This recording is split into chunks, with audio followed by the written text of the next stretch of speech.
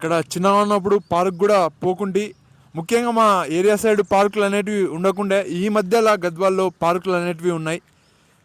నేను క్రికెట్ ఆడేతోని చిన్నగా ఉన్నప్పుడు ఏదైనా బయటికి వెళ్ళాలన్నా కూడా వెళ్ళకుండి, ఏం వెళ్తావు ఏం అవసరం అనేటట్టుగా.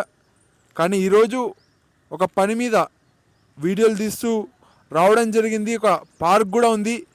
ఈ మధ్యలో అయితే నేను ఒకప్పుడు చూస్తే ఒకసారి తిరిగినా అంటే తిరుగుతూనే ఉంటాను. ఇంకా ఎక్కడికి వెళ్తానో నాకే తెలియదు. ఒక్కొక్కసారి తిరిగి తిరిగి తిరిగి ఎనర్జీ లెవెల్స్ అనేవి పడిపోతుండే. ఇక్కడ చూస్తే ఇక్కడ పార్క్ దగ్గరలో ఇలా చెత్త వేశారు. కొద్దిగా అటువైపు కూడా చెత్త ఉంది. నీళ్ళల్లో చేపలు ఉంటాయి, ఇంకా చాలా జీవులు జీవిస్తుంటాయి. ఇక్కడనే పార్క్ ఉంది. చాలా రోజుల తర్వాత పార్క్ వెళ్ళి కూర్చోబోతున్నాను. ఇక్కడ కుక్క కూడా వచ్చింది. కుక్క కూడా మనదే పార్క్ అంటుంది. కుక్కలతో జాగ్రత్తగా ఉండాలి. కుక్కలు కరిస్తే మనం చనిపోతాం, ర్యాబీస్ వస్తుంది. ఇక్కడ ఒక చెట్టు ఉందని చెప్పుకోవచ్చు. చెట్లు ఇక్కడ చాలా పీస్ఫుల్గా ఉందని చెప్పుకోవచ్చు. ఎవరు లేరు ఇక్కడ. ఎందుకు రావాలి పార్క్ అంటే, నేనైతే ఇక్కడ పని మీద వచ్చాను. వేరే వాళ్ళు చూస్తే ఏదైనా కొద్దిగా డిస్టర్బెన్స్ లేకుండా, ఏదైనా ఇంట్లో కొట్లాటలు, ఏదైనా ఇబ్బందులు వస్తే ఇలా పార్క్ వచ్చి ఆలోచిస్తారు.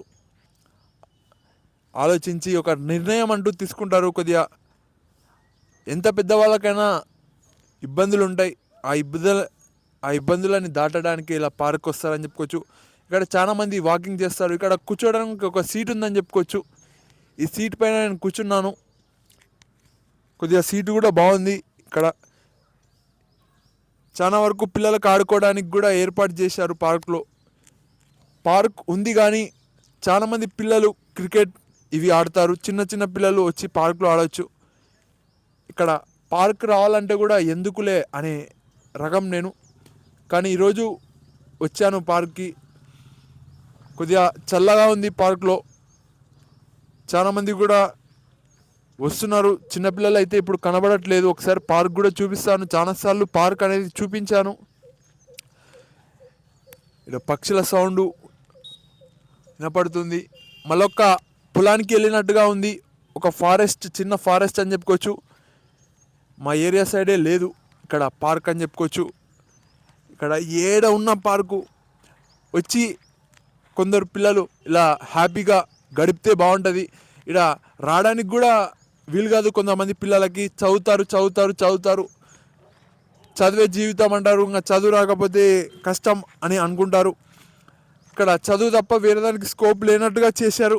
ఇక్కడ స్పోర్ట్స్ ఉంది. ముఖ్యంగా ఒక ఫిలిం ఇండస్ట్రీ కూడా ఉంది. కానీ ఫిలిం ఇండస్ట్రీకి వెళ్ళాలంటే అంత ఈజీ కాదు. ఇక్కడ స్పోర్ట్స్ ఉంది. ఇక్కడ చూడండి కంచె ఎలా చేశారో చూపిస్తాను. పార్క్ ఎలా ఉందో కొద్దిగా చాలా చక్కగా. ఈయనే మనకు గౌతమ్ బుద్ధ గారు కూడా ఉన్నారు. ఎన్నోసార్లు చూపించాను. మళ్ళీ ఒకసారి పిల్లలు లేని పార్క్ చూపిస్తాను. పెద్దలు ఉన్న పార్క్ ఇది. పెద్దల కోసమే ఉన్నట్టుగా ఉంది. ఇక్కడైతే పెద్దలే కనపడుతున్నారు, పిల్లలు అయితే రావట్లేదు. పిల్లలకి ఉండేది చదువు, వాళ్ళు హెల్త్ సరిగా చూసుకోవాలని. నేను చిన్న ఉన్నప్పుడు అయితే ఈ పార్కులు ఉండకుండే. ఏదో గ్రౌండ్లో, అన్అఫీషియల్ గ్రౌండ్, ఒక గవర్నమెంట్ స్కూల్లో క్రికెట్ ఆడేతోడిని. ఇవన్నీ వదిలిపెడితే చూడండి పిల్లల సౌండ్లు వస్తున్నాయి. అక్కడ పిల్లలు వచ్చారని చెప్పుకోవచ్చు. మొత్తానికి అక్కడ చూపిస్తాను పార్క్. అప్పటి నుంచి నేనే మాట్లాడుతున్నాను. ఒకసారి పార్క్ కూడా సండే రోజు మనకు తెలుసు గౌతమ్ బుద్ధ గారు ఇక్కడ ఉన్నాడు. ఇక్కడ చూడండి దూరం నుంచి పార్క్లో ఎవరు లేరు. కొద్దిగా వాకింగ్ ఎక్కువ మంది రావడానికి ఉంది. చాలామంది వాకింగే చేస్తున్నారు. పెద్దలే వస్తున్నారని చెప్పుకోవచ్చు. పిల్లలు అయితే ఆ లాస్ట్లో ఉన్నారు.